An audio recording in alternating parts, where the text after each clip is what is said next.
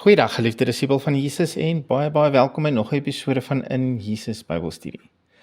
Ons is in episode 11 van ons reeks met die tema Antwoorde op moeilike skrifte en ons kyk op die oomblik so 'n bietjie na Job. Nou hierdie is geensins 'n in-diepte studie van die boek of lewe van Job nie, glad nie. Dis nie die doel van hierdie reeks nie. Wat ek wel by jou wil tuisbring, is dat ons met 'n ander oog na Job sal kyk en veral die gedagte sal afskud dat dit wat met Job gebeur het, ook met my kan gebeur. Dat die vyand voor God kan kom en toestemming kry om ons lewens totaal en al omver te gooi. Onder die verbond waaronder ons nou staan, is dit totaal en al onmoontlik. En ek dink ons het dit redelik duidelik gemaak in ons vorige episodes hieroor.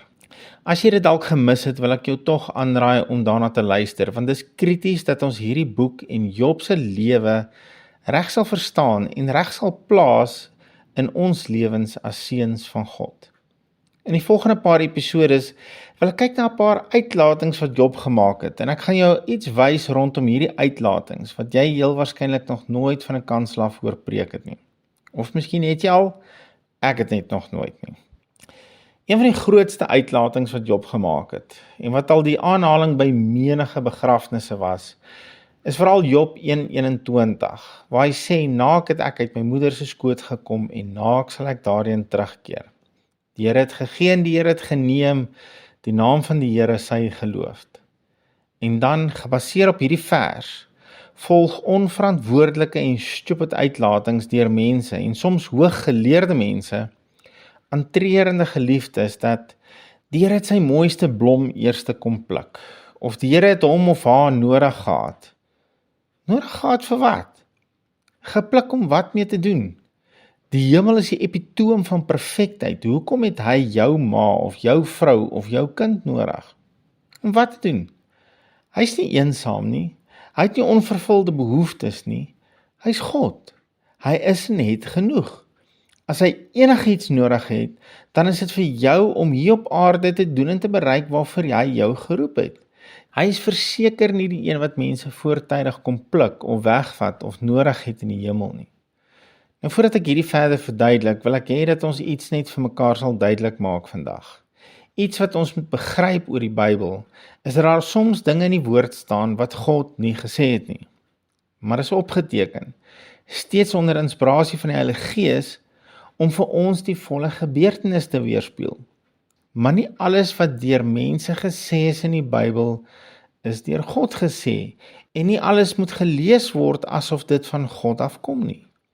Soms het mense onder inspirasie van die Heilige Gees iets gesê, maar soms het mense ook sommer net uit hulle vlees uitgepraat, en ons moet leer om die twee van mekaar te onderskei.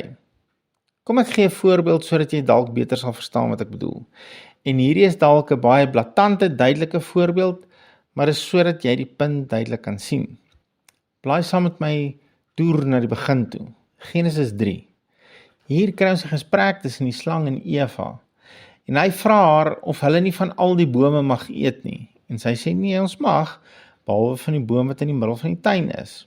As hulle van hom eet, gaan hulle sterf. En die slang antwoord haar in vers 4, julle sal gewis nie sterf nie, en dan vers 5, maar God weet dat as julle daarvan eet, julle oë sal oopgaan, sodat julle soos God sal wees, deur goed en kwaad te ken. Nou hier is twee goed wat leuns is, maar is opgeteken in die woord.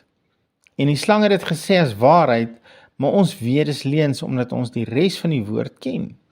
Hy het dit gesê om die vrou te mislei. Die slang het begin deur te sê, jy sal gewis nie sterf nie. Maar nou weet ons uit Genesis 2:17 dat God eerste gesê het, maar van die boom van die kennis van goed en kwaad, daarvan mag jy nie eet nie, want die dag as jy daarvan eet, sal jy sekerlik sterwe. So alhoewel daar in die Bybel staan, jy sal gewis nie sterf as jy van die boom eet nie, en daar ook staan, jy sal sekerlik sterf, weet ons dat die een alleen is, en die ander een is waarheid. Albei is in die Bybel, maar net omdat dit in die Bybel is, beteken dit nie dat dit die waarheid is en van God af is nie. So hoe weet ons watter is watter? Wel, in hierdie geval is dit baie duidelik en maklik. Dit wat God self gesê het is waarheid en dit wat die slang kwyt geraak het is leuns. Die ander leuen wat die slang natuurlik vir Eva vertel het, is dat sy soos God sal word wanneer sy van die vrugte van die boom eet. Maar die waarheid is, sy was dan reeds soos God. Hoofstuk 1:26 sê uitdruklik, dat sy is na die beeld en gelykenis van God geskep. Sy was reeds soos God. Om van die vrug te eet sou presies die teenoorgestelde uitwerking hê. Weereens 'n leuen, maar dis in die woord. Maar ek dink jy sal met my saamstem en ek hoop ek het dit goed genoeg verduidelik, dat net omdat dit in die woord staan, beteken nie dat dit van God is en dat dit die waarheid is nie. En hierdie is nou 'n blaatante in your face voorbeeld, maar ander is nie so duidelik nie. Daarom moet ons altyd kyk na wie dit gesê het en ook of dit ooreenstem met die res van die woord. En dan natuurlik moet ons vra vir die leiding van die Heilige Gees. Soos Job 1:21, die Here het gegee en die Here het geneem. En dan op grond van hierdie skrif, dan bou mense wat ek noem die evangelie van Job en sê God het jou geliefde aan jou geleen en God het weer jou geliefde van jou weggevat. Want sien, hier staan dit in die woord. God het gegee en God het geneem. Maar nou, kom ons kyk net eers wie het hierdie gesê. Job het dit natuurlik gesê. Het God dit gesê? Nie noodwendig nie. Ons het dit nou vasgestel vandag. Net omdat iets in die Bybel staan, beteken dit nie dat dit God is wat dit gesê het nie. Maar kom ons kyk na nog iets interessant. Wanneer het Job hierdie kwyt geraak? Oomblikke na sy enorme verlies van sy kinders en alles wat voor dit verkeerd geloop het. Enorme trauma. Nou, hoeveel van julle was al onder geweldige druk of het al groot trauma beleef en dan raak jy dinge kwyt wat liefs nie gesê moes word nie. Jy sê selfs dinge van God en vir God vanuit jou seer en vanuit jou bitterheid en teleurstelling waaroor jy agterna spyt is en waaroor jy, wanneer jy weer kalm en rustig is en die stof gaan lê, dan besef jy dit was of onnodig of heeltemal verkeerd of a little bit of both. En ek dink dis presies wat hier gebeur het. Job het vanuit sy seer en sy onsekerheid en sy trauma dinge kwyt geraak wat nie God se hart weerspieël het nie. Woorde wat eerder sy pyn weerspieël het as die vaderhart van God.